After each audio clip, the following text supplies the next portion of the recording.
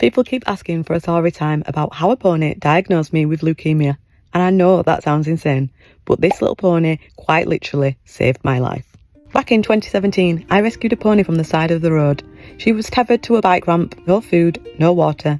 My friend rang me and said she had been there for days, right behind her house. The man who owned her told me I could have her for £170. Now, I hadn't been around horses for years. I had small children, no land, no stables, absolutely no plan. But the second I saw her, something in me just knew I needed to take her home. She didn't feel like a pony. She felt like something I was meant to protect. That afternoon, I spent hours ringing around stables, begging anyone to take her. I finally found a yard, but I couldn't get transport. So the next day, I went back to the man's house, a scruffy little back-to-back. When I say yard, I mean a tiny concrete square. Still no grass, and she still hadn't eaten. It was winter, it was cold, and it was getting dark, and I walked that little pony 6 miles through the centre of Bradford.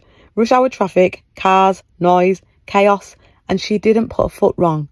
That walk bonded us for life. The guy told me her name was Princess. I honestly think he made that up on the spot. I renamed her Nelly. For over a year, she was just a little pet. Me and my boys just groomed her. She lived in the field and just was a horse. And I just let her be safe. Eventually, after a yard move, I started backing her. And it became obvious she had definitely been ridden before. She took everything in her stride. So one day, I decided to get on. Walk, fine. Trot, fine.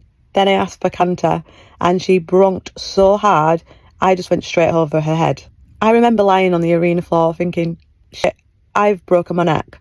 But Nelly didn't run off. She stood right next to me until someone came to help. My mum was called and took me straight to A&E. They did a routine blood test. I still don't even know why.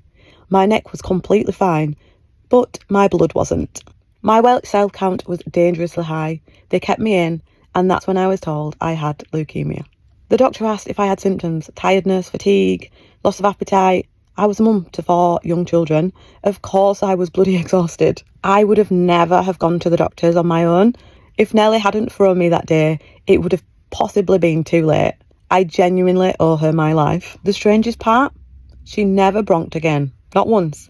She became the most loving, gentle, incredible little soul. Sadly, she started going lame. It turned out she had a serious old injury to her coughing joint, causing arthritis. Eventually, she wasn't even field sound. We had to let her go at just 7 years old. I miss her every single day, that cheeky little face, the pony who saved my life. R.I.P. Nelly, my guardian angel.